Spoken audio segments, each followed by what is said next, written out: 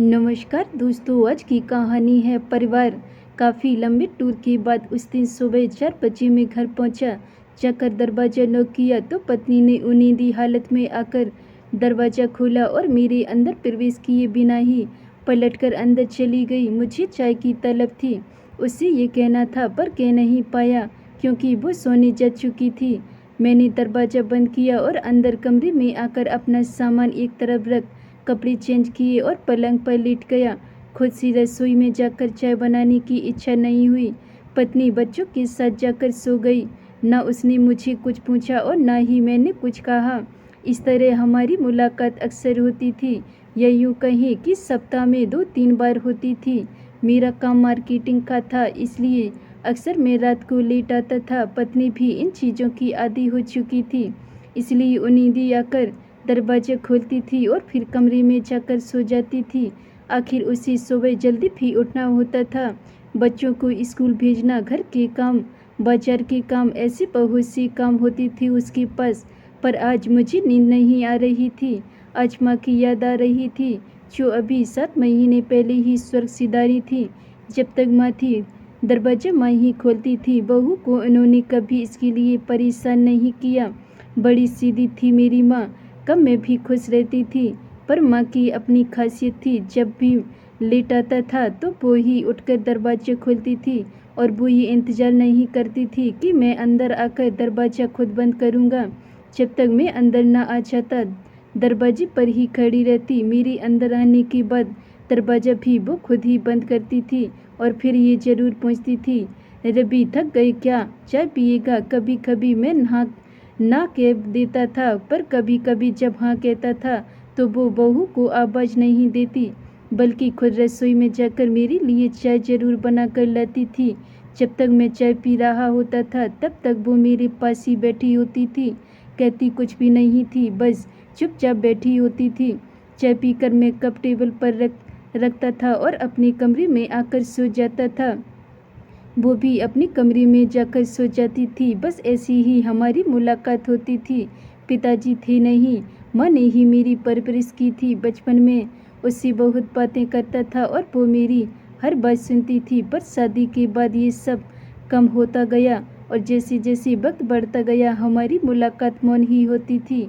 समय के अभाव में, या यूँ कहें कि शादी के बाद अपनी पत्नी पर उसकी जिम्मेदारी डाल मैं बेफिक्र हो चुका था, इसलिए कभी उसे वक्त नहीं दे पाया। आज भी मुझे याद है, कई बार वो मुझसे बोलती रहती थी, पर मैं उसे हाँ और हूँ में जवाब देता रहता था। शायद मैं उसकी बात सुनता भी नहीं था, पर फिर भी वो खुशी खुशी मुझसे बातें करती रहती थी। ये अलग बात है कि मुझे तो ये भी याद नहीं कि मैंने आखिरी बार उससे जी भर के कब बात की थी। पैसा कमाने की दौड़ में मैं उसे काफ़ी पीछे छोड़ चुका था। जब वो बीमार हुई थी तब भी मैं उसके साथ नहीं था। मैंने पत्नी को पैसे देकर अपनी जिम्मेदारी उसे दे दी थी। पत्नी ही उसे लेकर हॉस्पिटल दौड़ती थी। वो कई बार कहती भी थी कि कुछ देर माँ के साथ तो बिता लो, पर मुझे तो पैसा कमाना होता था क्योंकि मुझे मार्केट संभालना होता था। आखिर सरवाइव करने के लिए कमाई भी करनी थी, परिवार को पालने के लिए पैसा ही तो चाहिए। बस यही मेरी सोच थी। जब वो अंतिम सांसें गिन रही थी उस दिन भी मैं उनके साथ नहीं था। मैं किसी जरूरी मीटिंग में गया हुआ था। पत्नी ने वीडियो कॉल भी लगाया। शायद माँ मुझसे बात करना चाहती थी, मुझे देखना चाहती थी, पर मैंने कॉल रिसीव ही नहीं किया। क्या करता, मीटिंग में जो था। मेरी भी अपनी मजबूरी थी, आखिर पैसा और प्रमोशन भी बहुत ज़रूरी है। पर आज मैं ये सब क्यों याद कर रहा हूँ? अचानक माँ कैसी याद आ रही थी। आज इतने दिनों बाद मैंने ट्रेन से ट्रैवल किया था, नहीं तो मैं बस से या कंपनी की कार से ही ट्रैवल करता हूँ। हालांकि मेरा रिजर्वेशन था, पर आज मीटिंग इतनी लंबी गई कि काफ़ी वक्त लग गया। मैं दौड़ा दौड़ा फिर भी बस स्टैंड तक पहुँचा, लेकिन तब तक बस रवाना हो चुकी थी। सोचा कोई दूसरी बस मिल जाएगी, पर दुर्भाग्यवश वो भी नहीं मिली। तब किसी ने कहा कि कुछ देर बाद रेलवे स्टेशन से ट्रेन रवाना होने वाली है, जो आपको आपके गंतव्य तक पहुंचा देगी। बस फिर क्या था, मैंने ऑटो पकड़ा और सीधे रेलवे स्टेशन पहुंचकर टिकट लिया।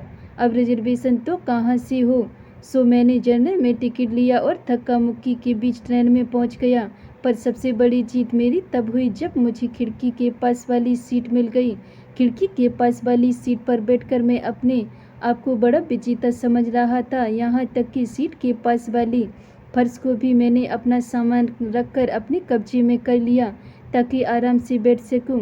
ट्रेन में काफ़ी भीड़ थी, इसलिए उधर न देखकर कि मैं खिड़की के बाहर स्टेशन के नज़ारे देखने लगा। तभी अचानक ट्रेन में से ही आवाज़ आने लगी, अरे उधर कहाँ जा रही है? अपने बेटे को संभाल, दिख नहीं रहा तुझे भीड़ है यहाँ। पता नहीं कैसे कैसे लोग ट्रेन में सफ़र करने के लिए चढ़ जाते हैं। अरे ऐसे बेटे को तो घर पर रखती, कहाँ लेकर घूम रही है? दिख नहीं रहा है क्या तुझे? हम खड़े हुए हैं, खुद के लिए जगह नहीं है, तुझे जगह कहाँ से दे दें? नहीं नहीं, मेरे बच्चों के पास बैठाने की ज़रूरत नहीं है। अपने इस बेटे को, इसका क्या भरोसा मेरे बच्चों को नुकसान पहुंचा दे तो। मैं भी जानने की कोशिश करने लगा कि आखिर हो क्या रहा है। तभी भीड़ को चीरती हुई एक 40-45 साल की औरत अपने 13-14 साल के बेटे को गोद में उठाए वहीं आधमकी। देखने में निम्न मध्यम वर्गीय लग रही थी। सस्ती सी कॉटन की साड़ी पहन रखी थी, सिर पर पल्लू ले रखा था। वहीं वो 13-14 साल का किशोर खड़ा, जो अपनी पूरी हाइट ले चुका था, मंदबुद्धि प्रतीत हो रहा था। इतने बड़े बेटे को अपनी गोद में उठाए वो मेरे पास आकर खड़ी हो गई और मुझसे बोली, भैया जी अगर बुरा ना मानो तो मैं अपने बेटे को यहाँ नीचे फर्श पर बैठा लूँ। कोई भी सीट नहीं दे रहा है, यहाँ तक कि हमें अपने पास भी खड़े होने नहीं दे रहा है। मैंने उसे ऊपर से नीचे तक घूर कर देखा और फिर उसके बेटे की तरफ, लेकिन उसने बोलना जारी रखा, बस अगले स्टेशन पर ही उतरना है मुझे। इतनी देर कैसे इसे गोद में लेकर खड़ी रहूँगी? इसे फर्श पर बिठा दूँगी तो थोड़ी देर मुझे भी आराम मिल जाएगा। 15-20 मिनट की बात ही है भैया जी, फिर तो मैं इसे लेकर उतर जाऊँगी। पता नहीं क्यों दिमाग तो हाँ नहीं कह रहा था, पर क्या सोचकर मेरा हाथ अपने आप ही सामान की तरफ चला गया और मैंने अपना बैग उठाकर गोद में रख लिया। ये देखकर उसने अपने बेटे को वहाँ फर्श पर बैठा दिया और खुद भी उसके पास फर्श पर भी बैठकर अपनी साड़ी के पल्लू से अपने चेहरे पर आए पसीने को पोंछने लगी। तभी उसके बेटे ने उसके कंधे पर अपना सिर रख दिया। ये देखकर उसने उसे दुलार दी करते हुए कहा, बस बेटा थोड़ी देर में पहुंच जाएंगे, मेरा प्यारा बेटा, तब तक चुपचाप बैठेगा।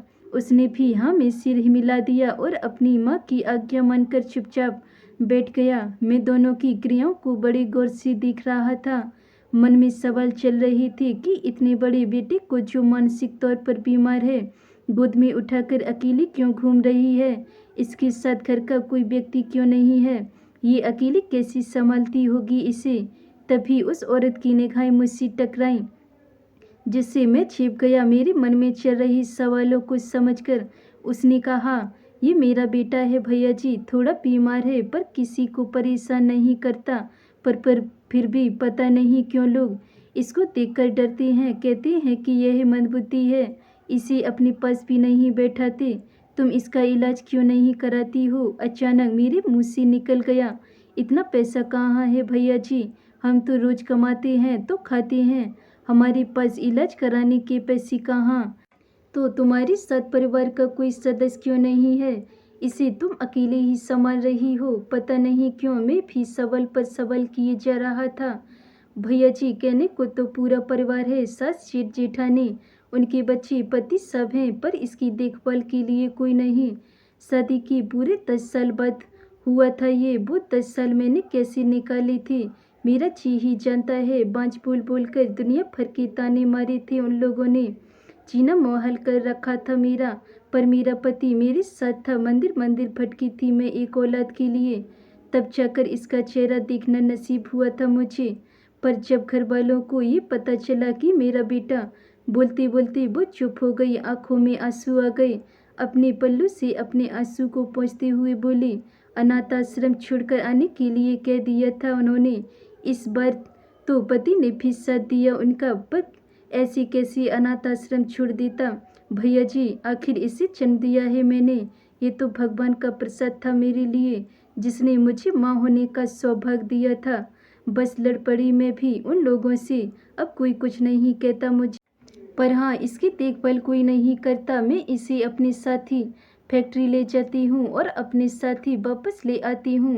ये किसी को परेशान नहीं करता, इसीलिए फैक्ट्री वालों ने भी मना नहीं किया इसे लाने के लिए। इतनी हिम्मत कहाँ से आ जाती है तुम्हें?